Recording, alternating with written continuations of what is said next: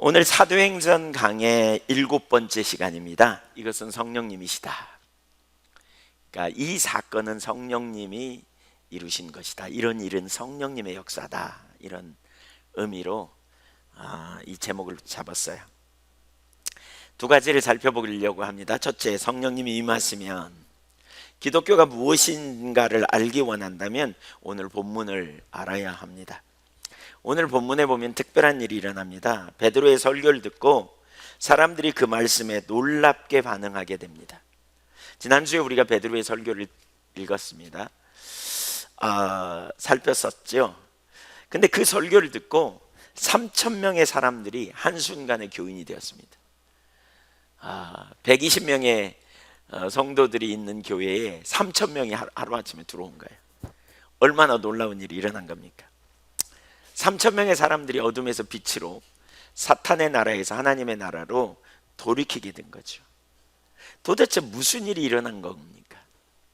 우리가 복음을 전하기 원하지만, 그런 사명을 가지고 나아가지만 사실 복음 전하는데 얼마나 어려운 경험을 하는지 모르잖아요. 열정을 가지고 나가다가도 사람들이 잘 받아들이지 않기 때문에 우리는 한계를 경험하고, 그리고 어떤 데 낭망하고 좌절하는 일을 우리가 많이 경험하게 되죠.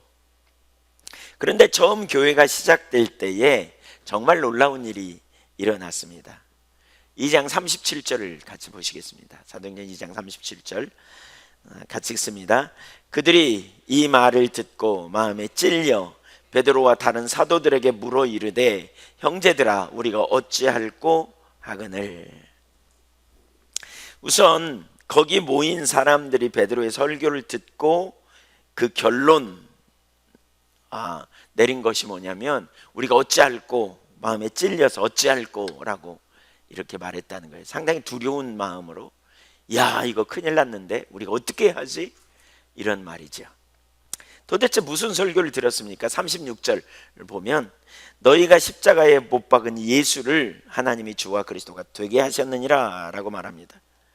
베드로의 설교는 예수님이 누구이시고 성령님이 어떻게 오셔서 지금 일어난 사건이 예수님에 의해 보냄을 받은 성령님의 의한 역사인데 바로 이러한 일을 쭉 설명하죠. 그리고 예수님이 곧 메시아 되심을 설명하는 거죠.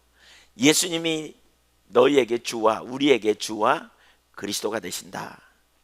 이 설교를 했습니다. 예수님에 대해서. 그 설교를 들은 무리들은 깜짝 놀랐습니다. 그러니까 자기들이 오랫동안 기다렸고 유일한 소망이라고 믿었던 하나님의 아들 메시아를 배척하고 십자가에 못 박아 죽였다는 사실을 깨닫게 됩니다. 그러자 그들은 깜짝 놀라며 마음에 심각한 죄책감으로 찔리게 되었습니다. 저희가 이 말을 듣고 찔려라고 말했는데 그 찔려라는 말의 동사는 때리다 혹은 격하게 찔러 관통하다, 실신시키다. 호머라고 하는 분은 이걸 이렇게 번역했어요. 말 발굽으로 땅을 움푹 패게 한다. 그런 의미예요. 말이 달릴 때 팍 거기에 패이잖아요. 그런 의미.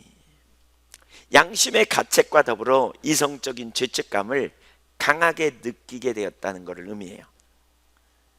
거기 베드로의 설교를 들었던 사람들 중에는 얼마 전까지 불과 몇 주 전에 예수님을 십자가에 못 박으라고 소리쳤던 그런 사람들도 있었을 거예요. 대신에 바라바를 놓으라.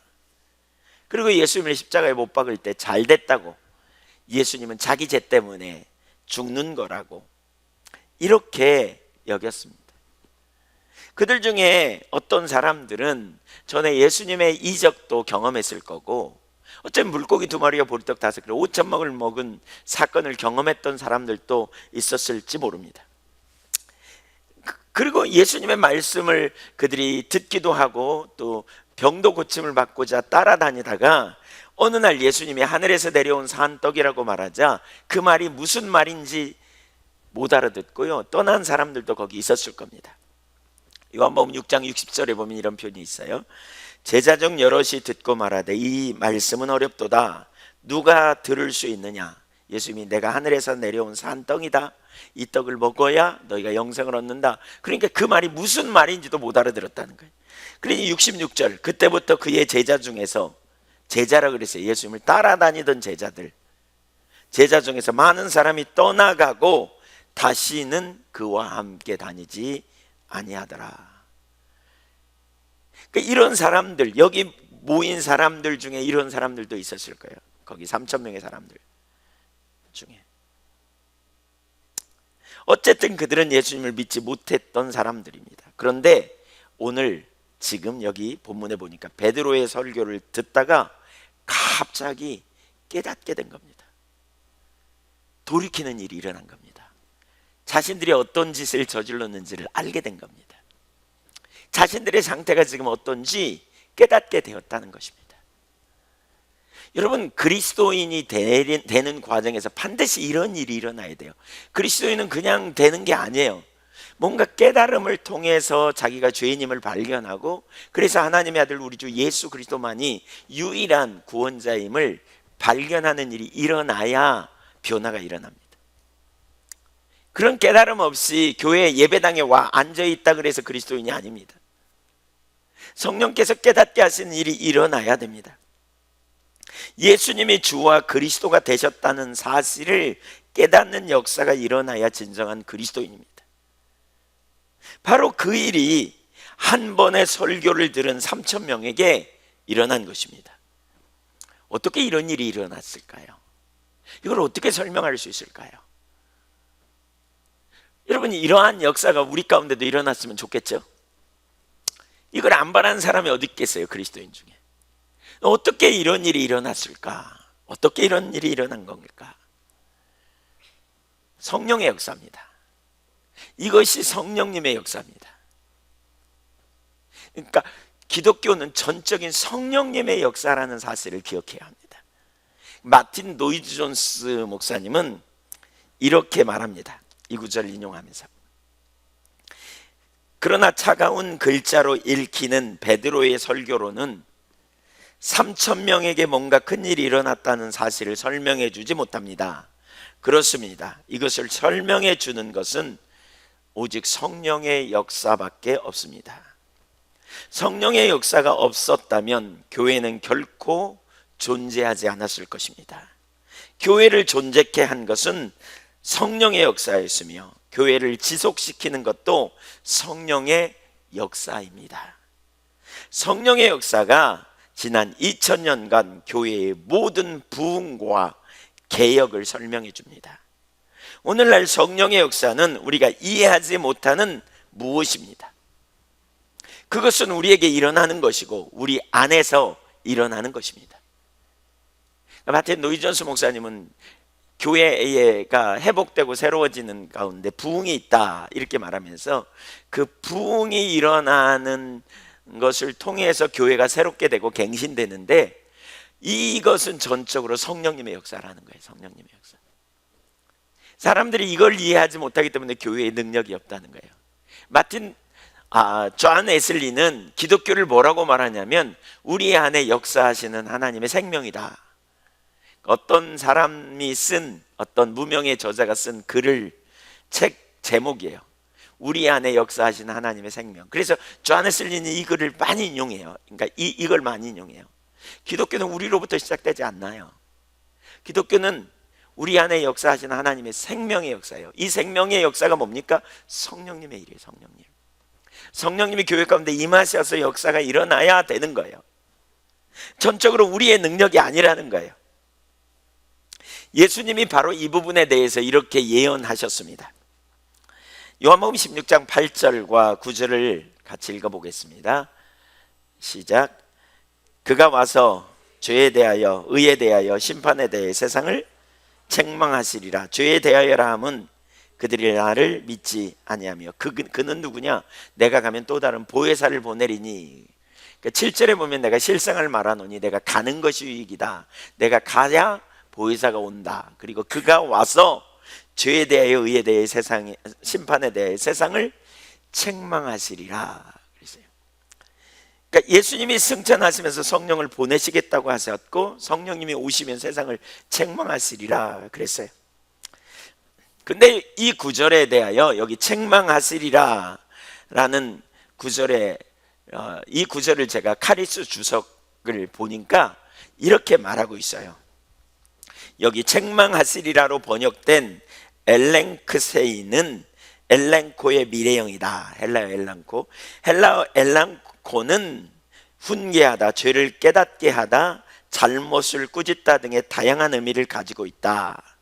따라서 이 단어의 뜻은 여러 각도에서 이해될 수 있다. 그러면서 6가지 뜻을 이렇게 설명해요. 첫째는 사도행전 2장 36절 37절, 오늘 우리가 읽은 본문이죠. 베드로의 설교를 들은 청중이 마음에 찔림을 받은 것과 같이 죄에 대하여 깨닫게 되는 것, 영어로 말하면 convict, 죄에 대해 깨닫는 일이 일어나는 것. 성령님이 죄에 대해 깨닫게 하시는 일을 한다는 거예요. 두 번째, 어떤 잘못에 대해 꾸짖는 것, reprove. 킹제임스 버전은 그렇게 번역하고 있어요. 성령님이 우리를 이렇게 꾸짖는 것이다, 잘못에 대해. 그걸 이제 우리말에는 책망이라는 말이 그 말로 번역된 거죠. 그 다음에 세 번째로는 세상의 잘못됐음을 증명하는 것이다. 그러니까 잘못된 것을 증명해낸다. 성령님이 증명해 드러낸다는 거죠.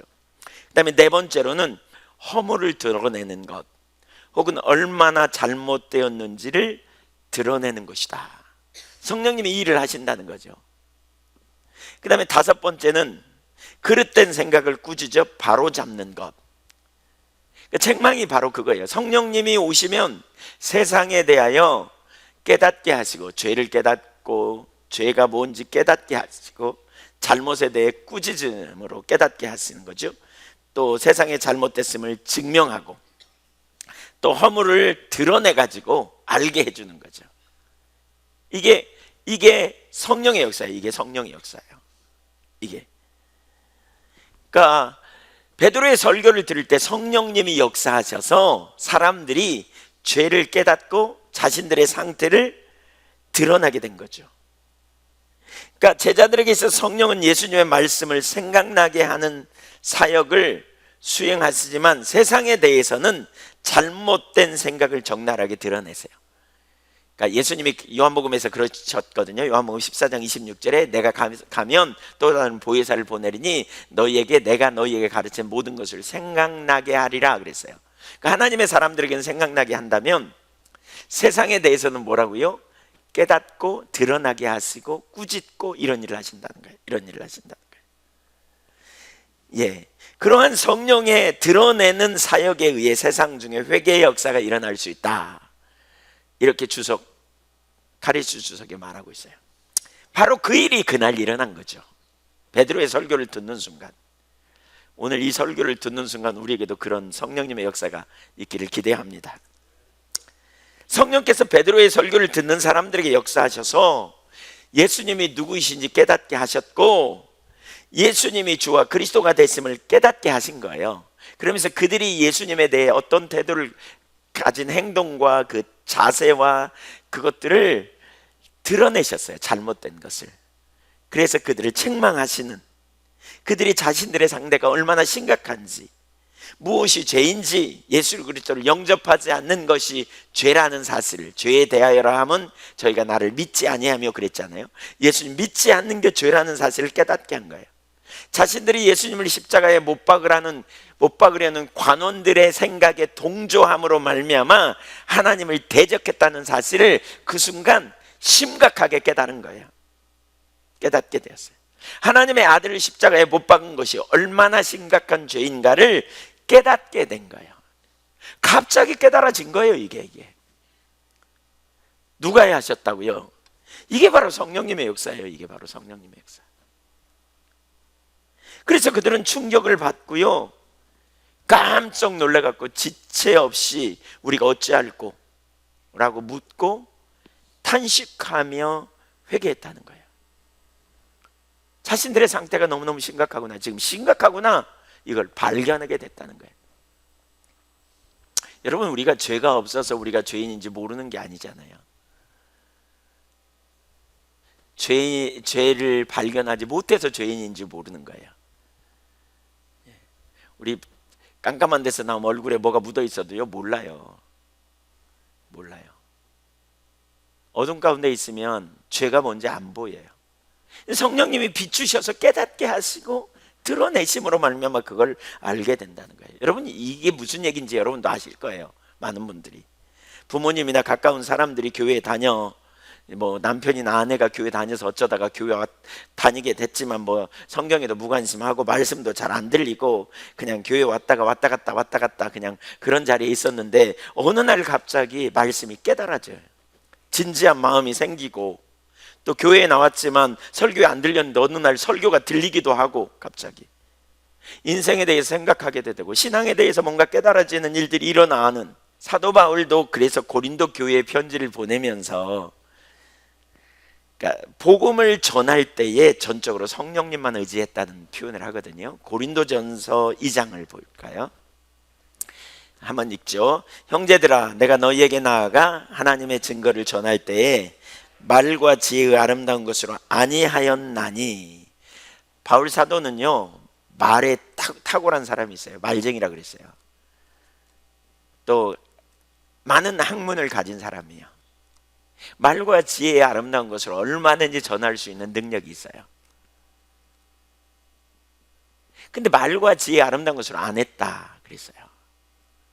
왜 그러느냐? 그렇게 해야 능력이 없다는 걸 알았어요. 전에 여러 번 나눴지만 그가 사도행전 18장에 고린도에 가기 전에 17장에 아덴이라는 도시, 거기서 철학자들과 논하면서 말과 지혜의 아름다운 것으로 설교했지만 그 설교를 듣고 돌이킨 사람 거의 없어요.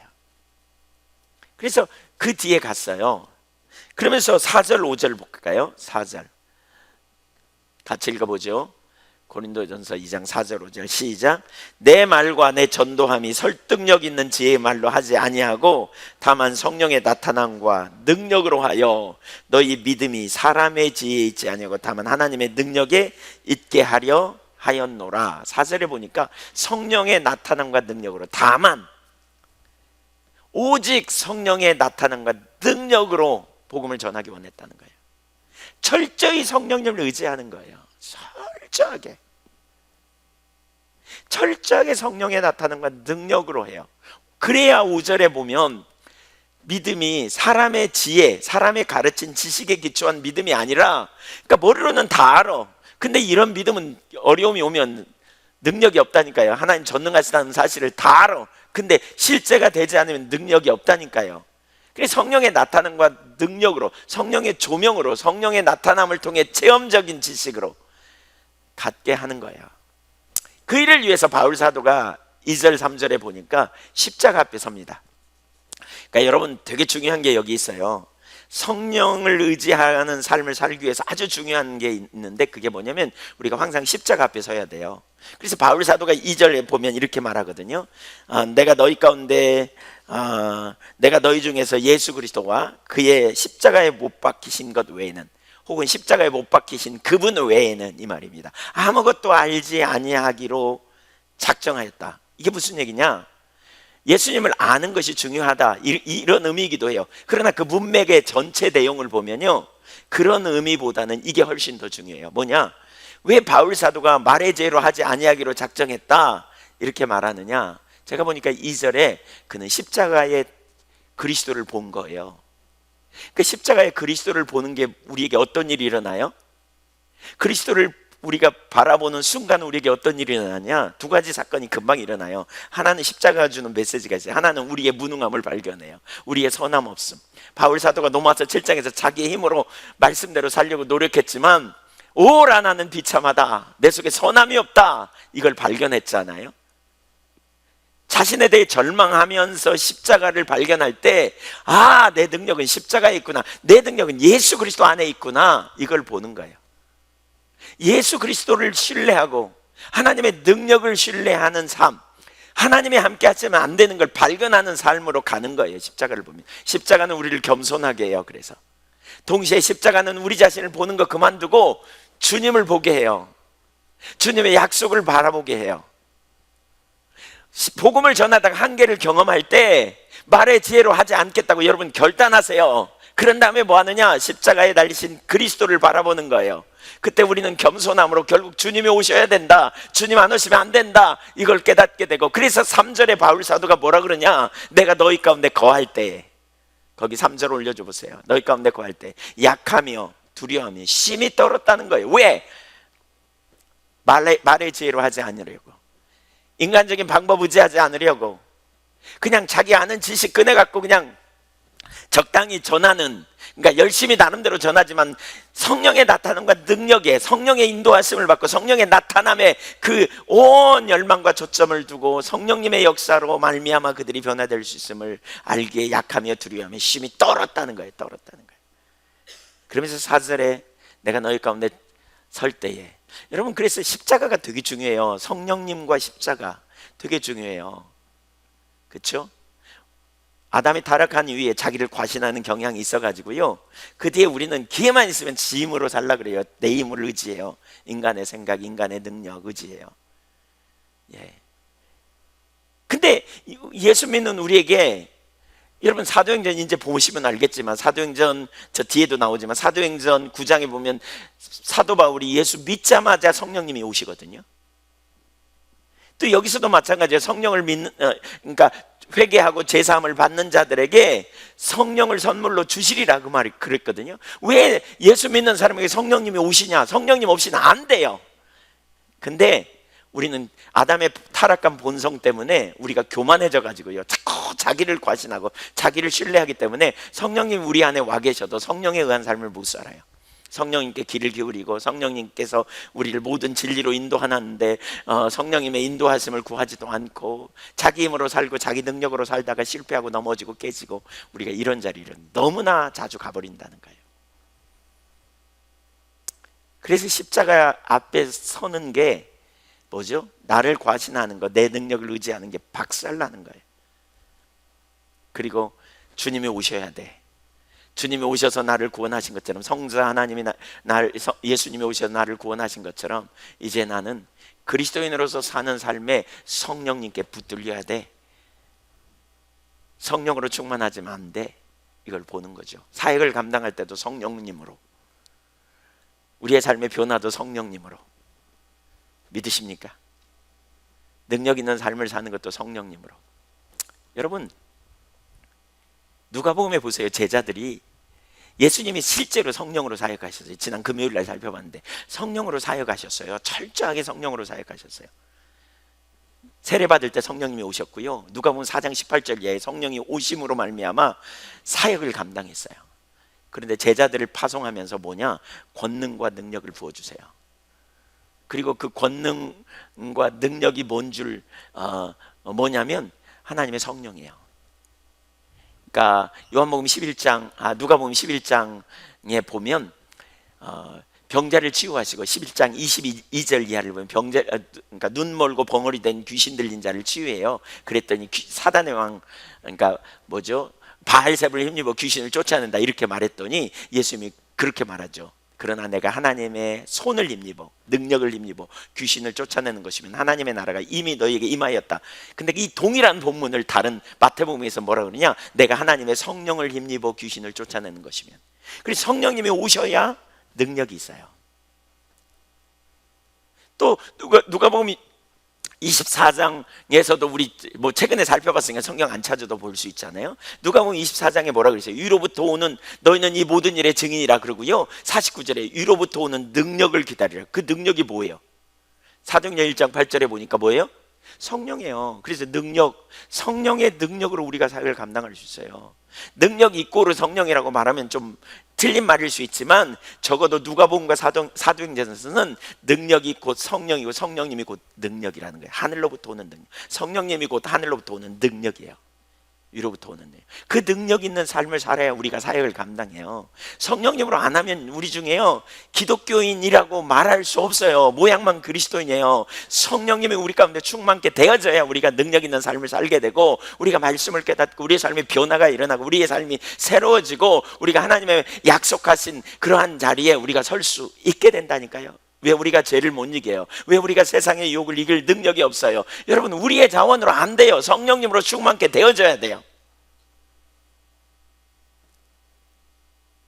최근에 제가 누가복음과 사도행전을 연속으로 읽어가면서 야, 진짜 왜 성령인가가 선명히 보여요. 왜 성령인가? 왜 예수님이 성령을 보내시는가? 예수 믿으면 성령을 왜 보내셨는가? 왜 제자에게 성령을 보내셨는가? 성령님 아니면 여러분 아무것도 못해요. 우리 입술로만 고백할 뿐이지 능력 있는 삶이 전혀 없어요. 성령님의 은혜로 말미암아 어느 정도 훈련이 되어져서 우리가 경건의 모양은 있고요, 어느 정도의 영적인 성숙을 이룰지 모르지만 진짜 능력 있는 삶을 사는 일은 불가능해요. 그것도 성령의 역사로만 가능하죠. 성령님 없이는 안 돼요, 여러분. 제가 보면 볼수록 이게 선명하게 보이는 거예요. 우리 서정환 권사님이 그러더라고요. 장작은 많은데 불이 없었다고. 이렇게 불이, 설교를 듣고 말씀을 많이 공부하고 깨닫는데 이 불이 필요한 거였다. 불이. 정확히 옳은 표현이라고 저는 생각해요. 우리 말씀 많이 알아야 돼요. 성령님이 비춰주셔야 돼요. 이 말씀을. 지식의 창고에 말씀은 가득해. 근데 삶의 문제는 전혀 적용이 안 돼. 일을 하게 하시는 분이 성령님이세요. 성령님이 깨닫게 하시고 역사해 주셔야 돼요. 그러니까 능력이 없는 거죠. 진리를 알지니 진리가 너희를 뭐하리라? 자유케 하리라. 진리를 안다고 말하는데 지식으로는 알아. 삶은 없어. 그건 아는 게 아니죠. 뭐가 필요해요? 성령님의 조명이 필요해요. 용서해야 된다는 거 다 알아요. 근데 안 돼요. 왜 안 돼요? 우리 안에 자기중심, 육체의 소욕이 가득하기 때문이에요. 육체로는 하나님의 일을 감당할 수 없어요. 그래서 성령님이 오시면 알게 되는 거예요.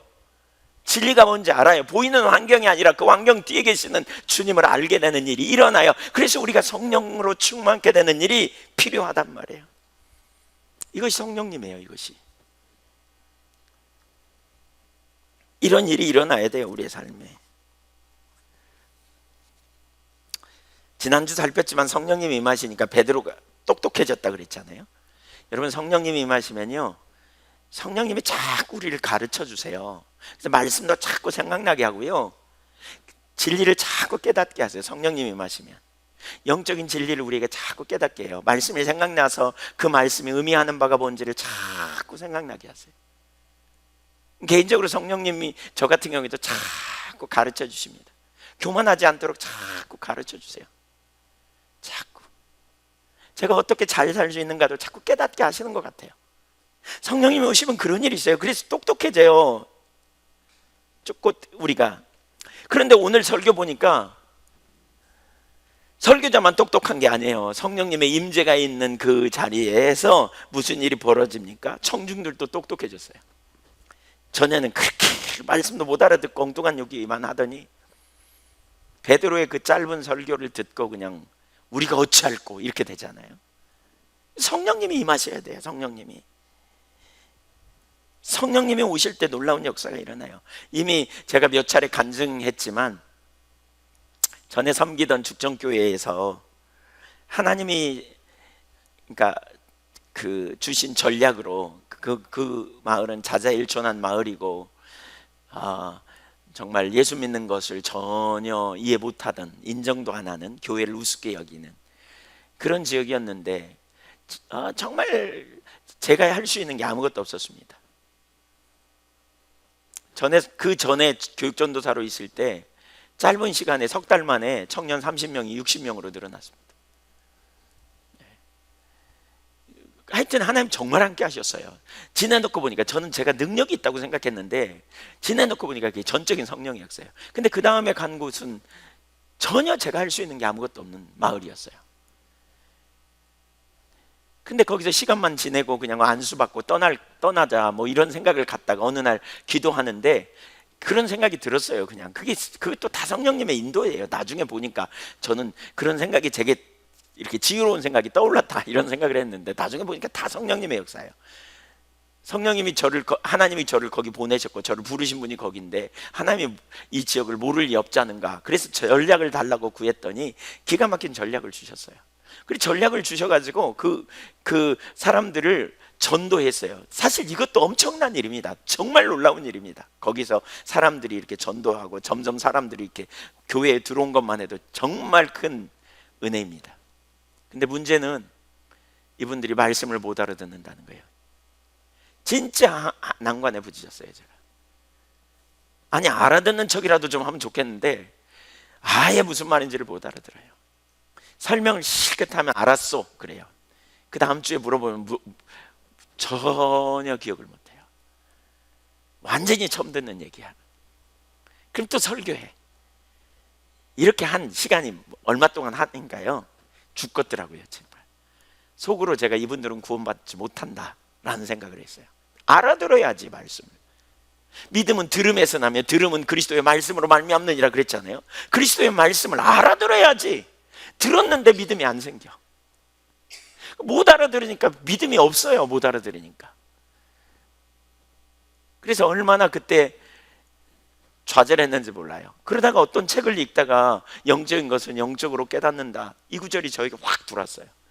그래서 그때부터 성령님 깨닫게 해달라고 얼마나 절박하게 구했는지 몰라요. 성령님 우리 가운데 임하여 달라고. 이대로는 안 된다고. 주님 오셔야 한다고. 그러는 가운데 성령께서 강력하게 임재하시고요, 너무나 놀라운 일이 일어났는데 그 중에 가장 큰 놀라운 일은 지금 생각해 보니까 그분들이 말씀을 알아듣기 시작했다는 거예요. 말씀을 깨닫더라는 거예요. 한평생 우상 숭배하고 기독교에 대해 전혀 몰랐던 분들이 말씀을 깨닫고 이해하고 예수님을 고백하고, 그러니까 삶이 변하더라고요. 삶이 변하더라고요.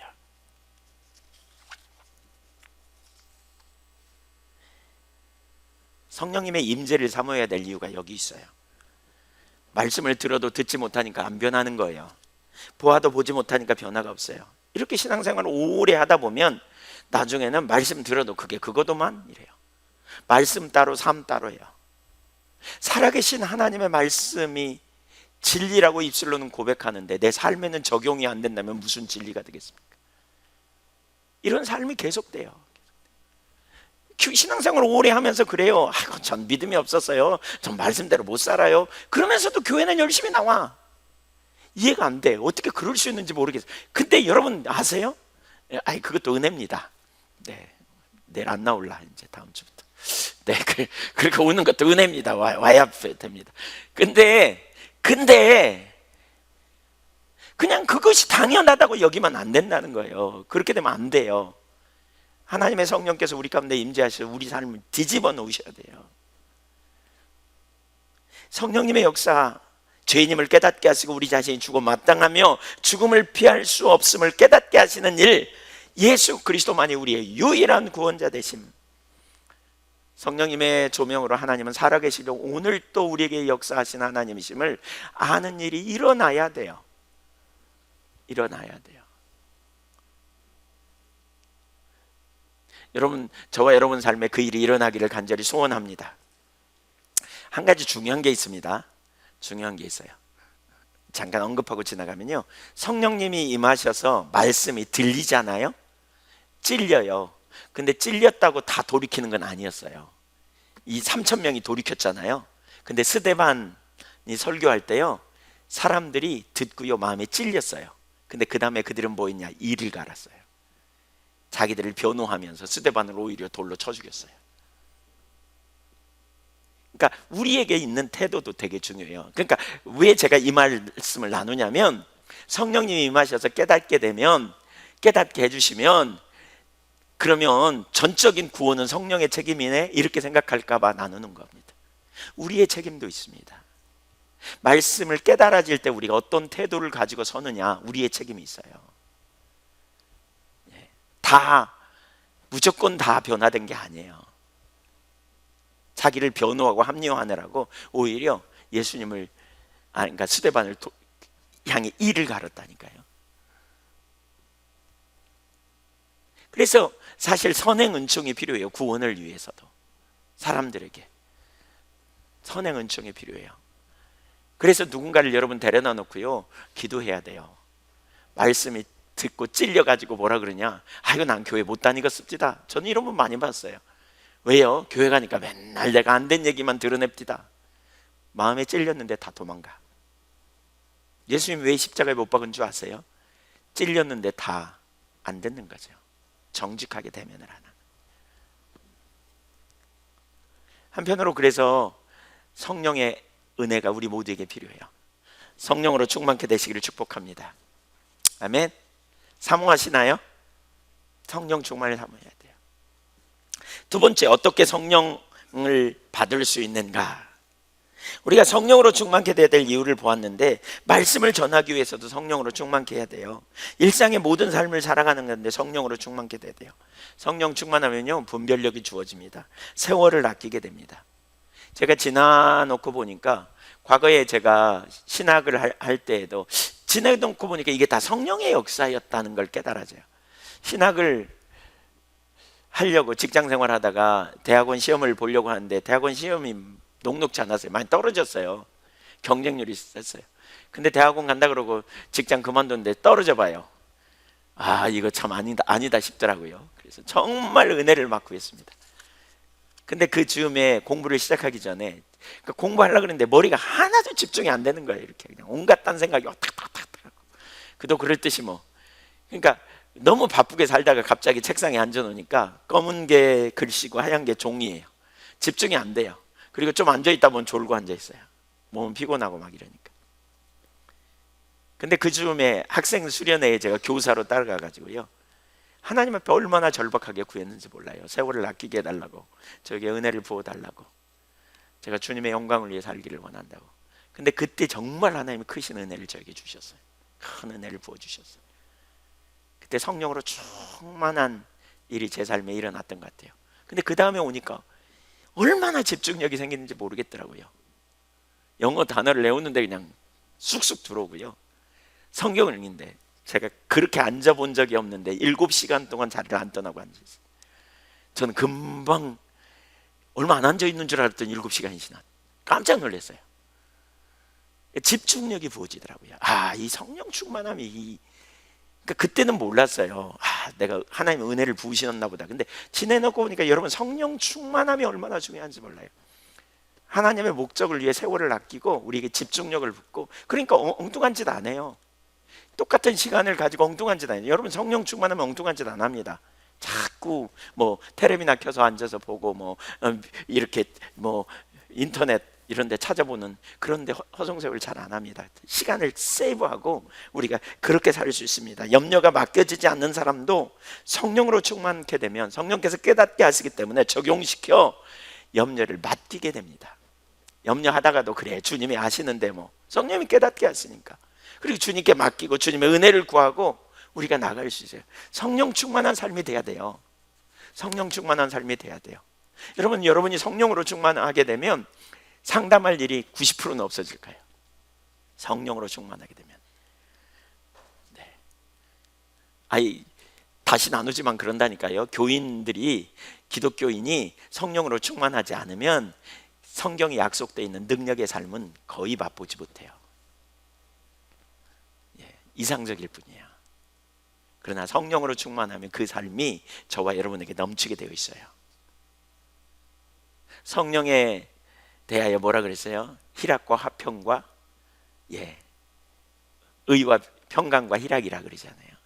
성령 충만하면 평강이 있어요. 기쁨이 있어요. 염려가 맡겨져요. 평강이 염려가 맡겨지는 거죠. 안식이 있는 거죠.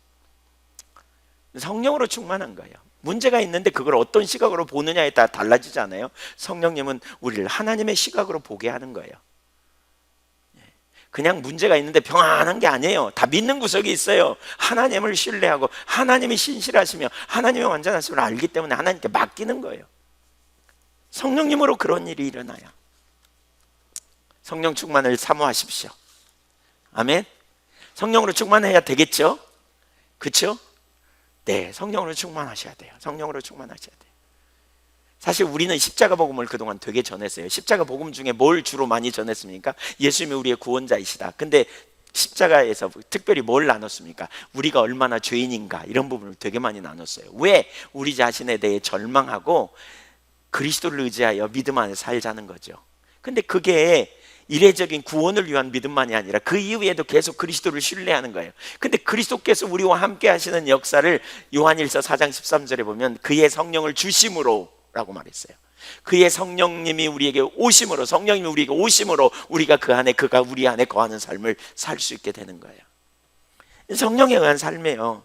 38절 읽어보겠습니다. 38절 시작.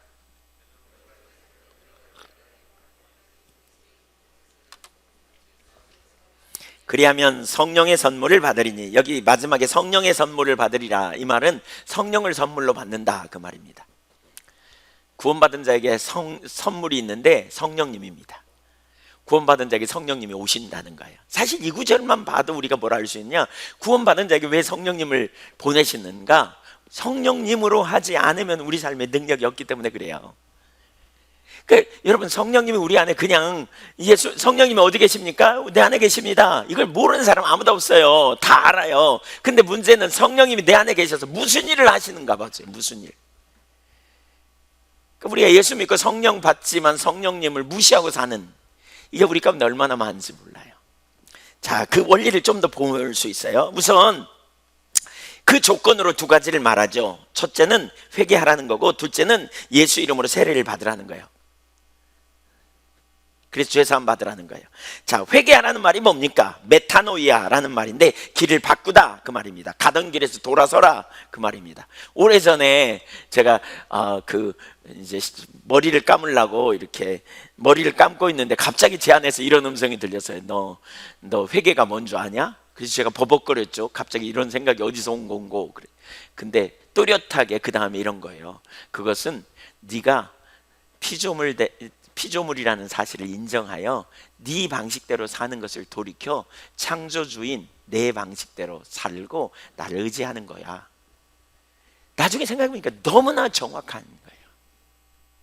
회개는 방식을 바꾸는 거예요. 삶의 방식을 바꾸는 거예요. 돌이키는 거예요. 내가 피조물인데 내 힘과 내 능력으로 살려고 했던 게 교만이에요. 교만. 그래서 자신의 교만을 인정하는 거예요. 하나님 없이 살려고 했던 내 인생의 삶을 인정하는 거예요. 그리고 뭐냐? 하나님을, 창조주 하나님을 인정하여 하나님의 길로 돌이키는 거예요. 이때 죄를 지었다는 사실을 시인할 뿐만 아니라 고백하면서 자신을 하나님의 자비와 은총에 의지하여 나가는 거예요. 자신을 보는 것, 자신의 자원으로 능력으로 살려고 했던 것, 스스로 보호하려고 하는 것. 여러분, 우리가 하나님을 의지하지 않을 때 내가 내 인생을 스스로 보호하려고 하거든요.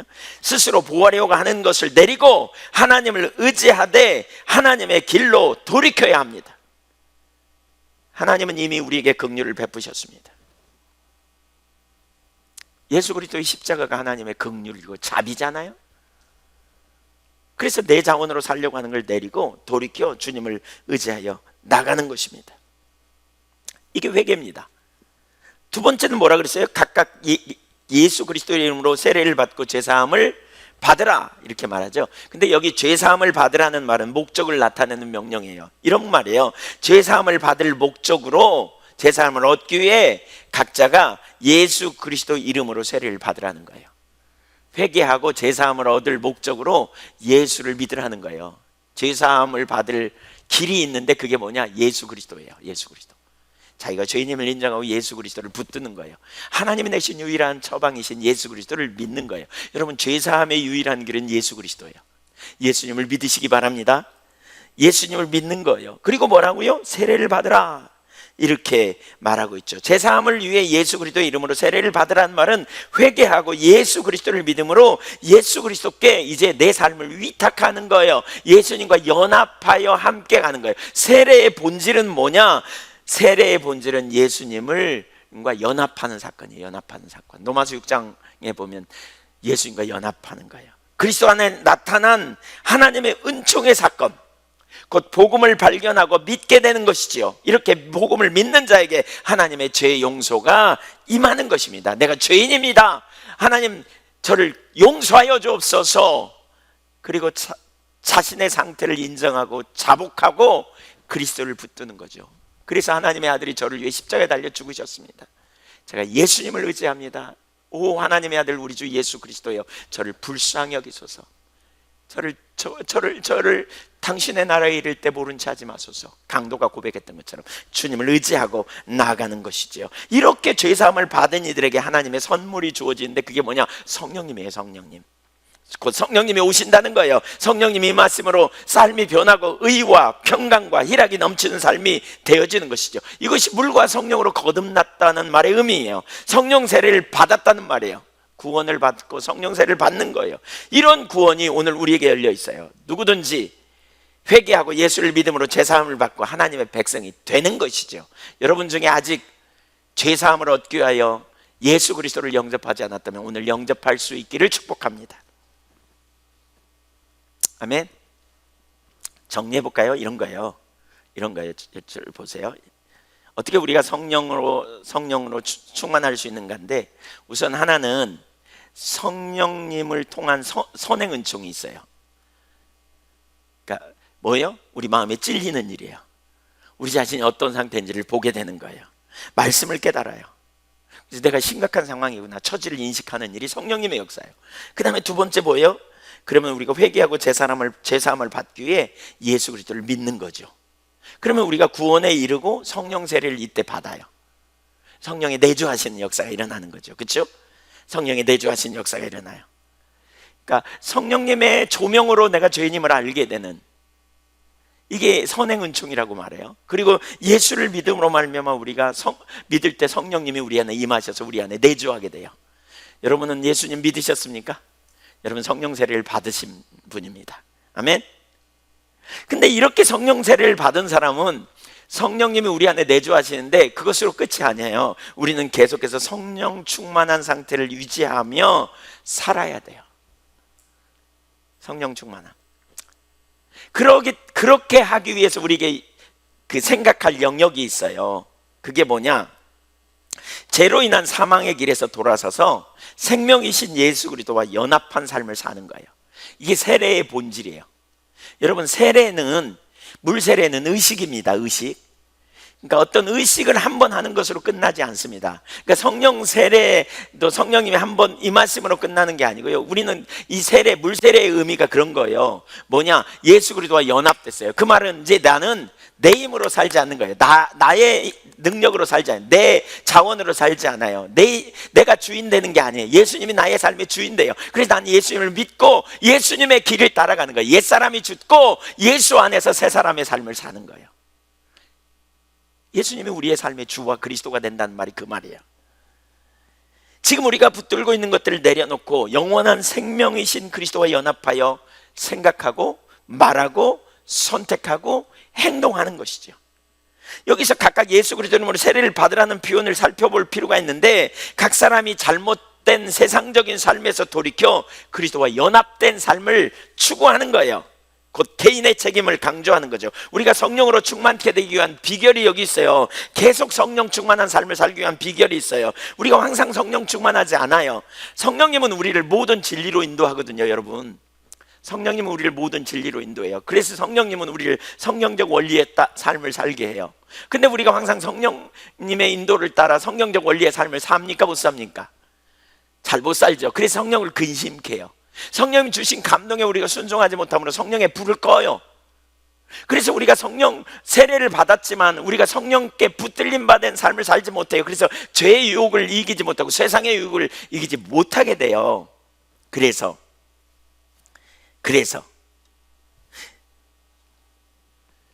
바로 그런 순간에 우리가 다시 돌아가야 될 게 있어요. 그게 뭐냐? 그리스도와 연합된 삶으로 돌이키는 거예요. 그리스도를 따르는 삶으로 가야 돼요. 그리스도를 따르는, 다시 성령 충만한 삶을 살기 위해서 회개가 지속적으로 필요해요. 우리 자신을 보는 거 그만두고요, 하나님 없는 삶을 살려고 했던 내 삶을 그만두고요, 주님을 믿음으로 바라보는 삶을 살지 못하는 내 삶을 그만두고요, 인본주의적인 방법으로 살려는 것 그만두고요. 최근에 우리 그런 회개 많이 했죠. 내가 나를 보호하려는 것. 주님을 믿지 못하니까 내가 나를 보호하려고 하는 거예요. 주님을 믿으면 용서하라 그러면 용서해요. 성령이 우리는 용서하라 그랬어요. 근데 용서가 안 되는 거죠. 왜? 내가 내 자신을 보호해야 되니까. 용서하면 뭐 되냐? 뭐 이런. 내가 어떻게든지 원수 갚아야지. 내가 나를 보호하는 거죠. 내가 나를 지키려고 하는 이런 자리에 우리가 서는 거죠.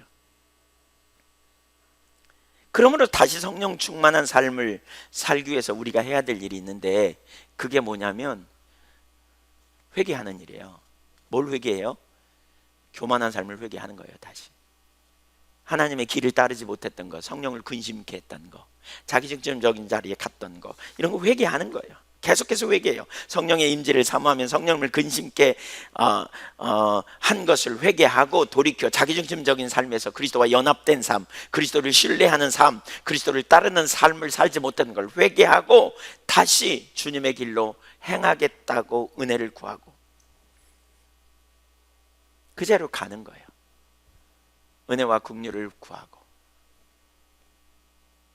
개인적으로 저의 삶에 우리 몇 주 전에 살폈죠. 성령의 임하심, 능력으로 임하신 성령의 역사는 처음 예수 믿을 때 임하지만 반복적으로 임한다. 오순절 마가다락방에 성령님이 임하셨잖아요. 근데 사도행전 4장에 또 성령님이 임하셨거든요. 동일하게 위로부터 오는 능력으로 임하신 성령의 역사가 있거든요. 그래서 몇 주 전에 살폈죠. 부흥을 사모하라, 그 주제로 살필 때 우리는 반복적으로 성령님이 우리 가운데 임하시기를 사모해야 된다 그랬잖아요. 성령님이 임하시기를 사모해야 된다 그랬잖아요. 그렇게 될 때 우리가 다시 성령으로 충만하게 된다 그랬죠. 우리가 회개하고 성령으로 충만하기를 구해야 돼요. 그래서 성령님이 우리 가운데 임하시기를 사모해야 돼요. 능력으로 성령께서 저와 여러분 가운데 임하시기를 사모해야 된다니까요. 아멘. 그래서 여기 베드로를 통한 설교는요, 그 시대 사람들만이 아니라 우리에게 계속적으로 주어지는 거예요. 회개하여 죄사함을 얻기 위하여 예수 그리스도를 믿음으로 예수 그리스도와 연합된 삶을 사는 삶으로 돌이키는 일이 일어나야 돼요. 우리는 이미 구원받은 자예요. 주님의 은혜로 우리는 구원받았어요. 선행 은총을 통해 죄인임을 알게 됐고 예수님을 믿었어요. 그 성령이 우리 안에 내주하세요. 그럼에도 불구하고 우리가 성령을 근심케 하고 성령의 불을 끄는, 성령을 소멸시키는 이러한 일을 우리가 했단 말이에요. 그렇기 때문에 우리가 다시 교만을 회개하고 나가는 거예요. 지난 금요일 날 성령 충만을 위해 간절히 기도하는 가운데 하나님께 두 가지를 이렇게 깨닫게 하셨어요.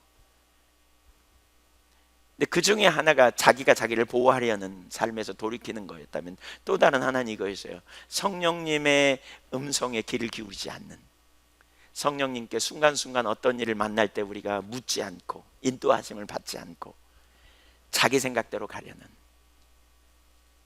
개인적으로 제 모습에 그런 게 있더라고요.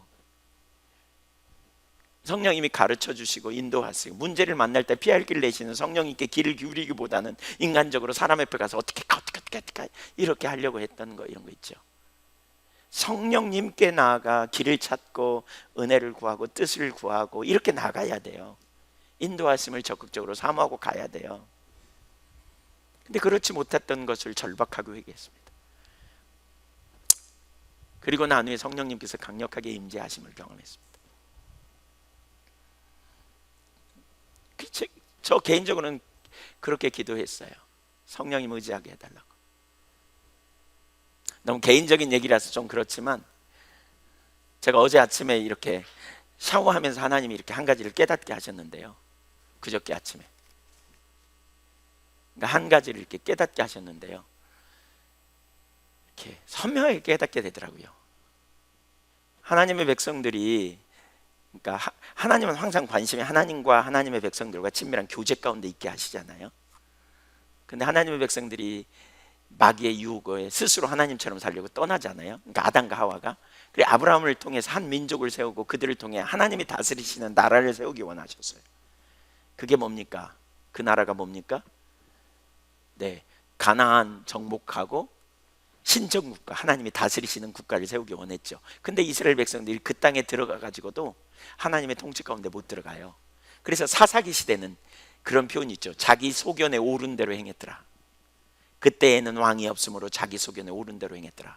진정한 왕이신 하나님의 인도하심 음성을 듣고 따라가는 삶이 아니고, 그렇죠? 자기 그냥 의견에 오른 대로, 자기 의견에 오른 대로, 자기 의견에 오른 대로는 그 밑바닥에 뭐가 있습니까? 돈이 있습니다. 명예가 있습니다. 쾌락이 있습니다. 이런 걸 기초로 살아가요. 의견 결정해요. 하나님과 배치되는 가치관이죠. 그러니까 그 시대가 엄청 어려웠던 거예요. 그 다음에 하나님께서 왕을 세우죠. 그들이 왕을 달라 그러니까 사울을 세웁니다. 사무엘상 9장에 보면 사울을 세우면서 이렇게 말합니다. 내 백성을 통할할 자로 내가 너를 세웠다. 내 백성을 블레셋 사람에서 건져내리라. 내 백성을 네가 다스리게 될 거다. 계속 뭐라 그러냐? 내 백성이야, 이렇게 말합니다. 근데 사울이 이걸 잊어버려요. 자기 왕국을 세우려고 해요. 그래서 진짜 왕이신 하나님의 음성을 듣지 못하고 불순종해요. 결국 하나님이 사울을 버리고 하나님의 마음에 합한 다윗을 세웁니다. 근데 다윗은 사울과 완전히 다릅니다. 다윗은 진짜 왕이신 하나님을 인식하기 시작합니다. 그래서 언약궤를 메고 그 다윗이 예루살렘으로 이렇게 그 아비나답의 집에서 메어올 때 그 찬양을 하거든요. 그 시편 24편이 그때 지은 시라 그러잖아요. 근데 거기에 내용 중에 이런 게 있어요. 왕께 만세, 문들아 머리 들어라, 영원한 왕이 들어가신다. 왕께 만세. 이게 다윗이 지은 시예요. 그가 말하는 여기 영원한 왕이 누굽니까? 하나님입니다. 그는 정복을 벗고요, 왕복을 벗고요, 베옷을 입었습니다. 그는 하나님 앞에서, 진짜 왕이신 하나님 앞에서 그는 베옷을 입습니다. 그리고 뛰며 하나님을 찬양합니다. 체면 다 버립니다. 그는 진짜 왕이신 하나님을 높이고 송축하기 위해 그는 집중적으로 하나님을 찾고 밤낮으로 하나님을 구했습니다. 그러니까 하나님이 다윗을 그렇게 기뻐하는 겁니다. 그 백성을 돌보되 하나님의 진짜 왕이신 하나님께 인도했습니다. 바울도 그랬습니다. 그는 사람들을 전도했습니다. 바울의 영향력이 대단했을 겁니다. 그는 놀라운 리더십을 발휘합니다. 그러나 그는 이렇게 말합니다. 나는 너희를 그리스도께로 중매하는 중매장에 불과하다. 자기에게 초점 두지 않습니다. 그는 진짜 왕을 바라봤습니다. 여러분, 이것을 성경에서 흐르는 그 큰 흐름입니다. 우리가 누구에게 주목해야 되는지 아십니까? 인생 경영이 여러분에게 있습니까? 제가 전에도 그런 부분 나눴지만 어떤 사업하는 분에게 가서 사업장 기도할 때, 예배할 때 하나님 그런 감동 주셨다 그랬잖아요. 나는 이 회사를 돕는 자가 아니라 왕이 되겠다고, 주인이 되겠다고. 우리 인생의 주인이 주님이세요. 인생 경영을 우리가 하려고 하면서 우리 안에 성령님을 우리가 무시하는 경우가 얼마나 많은지 몰라요. 이거 회개해야 돼요. 이걸 제가 교회 목사로서요, 제가 결정할 일이 되게 많습니다. 근데 제가 성령님 없이 결정하는 거, 이게 심각한 일입니다. 금요일 날 그 기도하고 토요일 날 아침이었네요. 샤워하는데 제가 어떻게 성령님과 동행하는 삶을 살 수 있을까? 이럴 때 바로 이 부분을 쫙 깨닫게 하시면서 저에게 종으로 서라고, 그리고 주님 앞에 결제 받으라고, 주님 앞에 나오라고. 뭐 결제 받으라 이건 제 말이고요. 그런 의도로 깨달아졌어요. 제가 거기서 정말 하나님 앞에 그렇게 살겠다고 작정했어요. 성령님께 여러분의 인생의 주도권을 드리시기를 축복합니다. 그렇게 우리가 나갈 때 성령으로 충만케 돼요. 성령 충만해야 돼요. 성령 충만해야 돼요. 39절 보겠습니다. 이 약속은 너희와 너희 자녀와 모든 먼데 사람 곧 주 우리 하나님이 얼마든지 부르시는 자들에게 하신 것이라. 성령님이 선물로 오시는 것은, 그렇죠? 이 약속은 그 말은 그 말이에요. 성령님이 선물로 오시는 것은 너희의 모든 자녀와 모든 먼데 사람, 주 하나님이 얼마든지 부르는 누구든지 다 성령 받을 거라는 거예요. 성령 받을 거라는 거예요. 오순절 성령의 임재와 충만으로 새로운 시대가 도래했습니다. 오순절 이후부터 회개하고 제사함을 목적으로 예수님과 연합된 삶을 살기로 하면 누구나 성령을 예외 없이 성령을 선물로 받게 됩니다. 왜 그렇습니까? 성령님 없이는 안 되기 때문입니다. 여러분, 바울을 보십시오. 예수 믿자마자 성령님을 선물로 받았습니다. 고넬료의 집에 가서 베드로가 복음을 전하자 그 말을 듣는 순간에 성령님이 거기 임하셨습니다. 왜 그렇습니까? 성령님 없이는 안 되기 때문이에요. 그럼 성령님은 그냥 우리에게 예수 믿는 귀걸이 목걸이처럼 그런 표식으로 그냥 온 겁니까? 아닙니다. 성령님이 인격체십니다. 그분은 우리를 고아처럼 버려주지 않기 위해 오셨습니다. 그분은 우리를 깨닫게 하십니다. 그분은 우리를 모든 진리로 인도하십니다. 그분은 우리에게 능력이 되십니다. 12명의 제자들이 나가서 권세와 능력을 가지고 나갔다 그랬잖아요. 위로부터 능력, 복음을 전하는 능력, 성령님이 함께 하셔야 그분이 전략이 되시고, 그분이 길이 되시고, 그분이 지혜가 되셔서 저와 여러분을 새롭게 하십니다. 성령님이 오셔야 합니다. 성령님으로 충만케 되어야 합니다. 여러분, 형식적인 그리스도인, 우리가 그동안 얼마나 그 부분을 많이 다뤘습니까? 근데 실제적인 그리스도인의 삶을 살기 원한다면 우리는 성령 충만하기를 구해야 합니다. 성령 충만해야 합니다. 성령 충만해야 우리가 능력 있는 삶을 살 수 있습니다. 에스겔서 36장 26절 이하를 보겠습니다. 또 새 영을 너희 속에 두고 새 마음을 너희에게 주되, 새 언약을 말합니다. 신약의 삶을 얘기합니다. 너희 육신에서 굳은 마음을 제거하고 부드러운 마음을 줄 것이며, 성령님이 오시면 부드러운 마음을 줍니다. 또 내 신을 너희 속에 두어 너희로 내 율례를 행하게 하리니 너희가 내 규례를 지켜 행할지라. 성령님이 오시면 말씀대로 살 수 있습니다. 성령님이 오시면 부드러운 마음이 주어집니다. 성령님이 오시면 겸손해집니다. 우리가 날마다 주님과 연합된 삶을 살게 됩니다. 성령님이 오시면. 그래서 우리가 회개하고 겸손함으로 성령에게 초점을 두고 나아갈 때 동행하는 실제적인 능력 있는 삶이 됩니다. 40절 보겠습니다. 또 여러 말로 확증하며 권하여 이르되 너희가 이 패역한 세대에서 구원을 받으라. 베드로의 설교는요 계속됐어요. 보니까 여러 말로 권했다, 이 말은 미완료형이에요. 계속 권했다는 거예요. 계속. 예. 그 내용이 뭐냐? 패역한 세대에서 구원을 받으라는 거예요. 여러분, 우리는 부지런히 전해야 돼요. 그래서 구원받는 길이 무엇인지 부지런히 전해야 돼요. 예, 하나님의 성령을 의지하여 우리는 부지런히 전해야 돼요.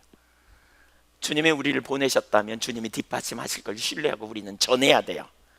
주님이 주님의 능력으로 그 일을 이루시기를 사모하며 나가시자고요.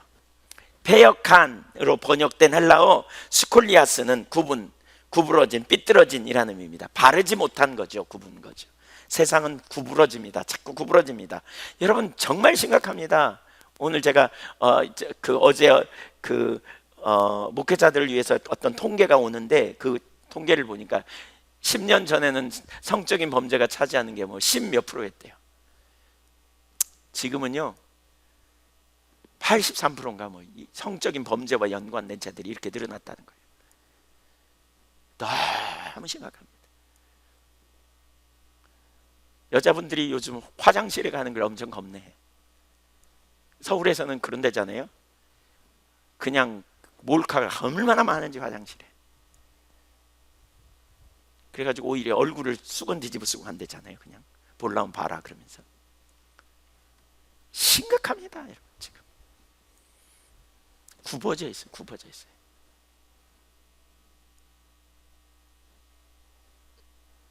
정말 심각합니다. 비정상적인 가치관, 세상적 가치관, 돈, 쾌락, 특별히 성적인 쾌락 만연되어 있습니다. 이걸 추구합니다. 점점 본능적입니다. 자기 본성을 따라가는 세상. 그러니까 굽어져가요. 그러나 회개와 그리스도와 연합된 삶을 추구하는 사람들에게는 이 삐뚤어진 세상에서도 바른 진리의 삶을 살게 된다는 거예요. 그들은 연약하지만 그런 그들에게 성령님께서 오셔서 그들을 바로 세워주시기 때문에 그래요. 새롭게 하시고 올바른 관점을 갖게 하사 돈과 권력과 쾌락이 우리에게 진정한 행복이 아님을 알게 해. 진정한 행복은 하나님께 있음을 알아요. 예수님을 전심으로 믿으려고 하는 분들에게 성령님이 없이는 불가능하다는 사실을 가르치는 거예요. 여러분, 성령님 없이 능력 있는 삶을 사는 게 가능합니까? 불가능하지 않아요? 동의하시죠? 그래서 우리는 성령 충만함이 필요합니다. 성령 충만함이 필요합니다. 모든 자들에게 성령을 부어주시겠다 그랬어요. 성령으로 하지 않으면 모양만 그리스도인이에요. 성령님께 붙들려야 돼요. 막 갈망하세요. 사모하세요. 한번 따라하세요. 주여, 성령으로 충만케 하옵소서. 성령님 오시옵소서. 내 삶에 임하시옵소서. 능력으로 임하시옵소서. 날 내버려 두지 마십시오. 이렇게 사모하셔야 돼요. 성령님이 오셔야 능력이 있어요. 41절 마지막 보면 그 말을 받은 사람들은 세례를 받음에 이날의 신도의 수가 3,000이나 더하더라. 성령의 역사로 그날 그들은 말씀을 받았습니다. 그날 말씀을 받았습니다. 몇 명이나요? 3,000명이나 받았습니다. 이 말을 아직 모르신다면 성령을 뭐죠? 예수님을 믿으십시오. 성령님이 오셔야 합니다. 그날 120명의 교회가 3,120명으로 늘어나 버렸어요. 단 한 번의 설교. 폭발적인 부흥이 일어난 거죠. 성령 충만을 우리가 사모하고 갈망하기를 원합니다. 성령님이 오셔야 합니다. 성령님이 임하셔야 합니다. 이것이 성령님의 역사입니다. 이것은 성령님의 역사입니다. 이것은 어떤 베드로의 노력으로 된 게 아닙니다. 제자들의 노력으로 된 게 아닙니다. 이것은 성령님의 역사입니다. 교회는 성령님이 세우셨습니다. 여러분의 가정을 온전히 하나님의 기준 가운데 세우는 분도 성령님이십니다. 여러분의 자녀를 변화시키는 분도 성령님이십니다. 우리 교회 학교 선생님들, 여러분이 가르친 아이들이 변화되는 것도 성령님의 역사입니다. 성령님으로 충만케 되기를 간절히 사모하십시오. 우리가 믿음이 하나도 없는 것, 성령님이 조명의 역사가 없어서 그렇습니다.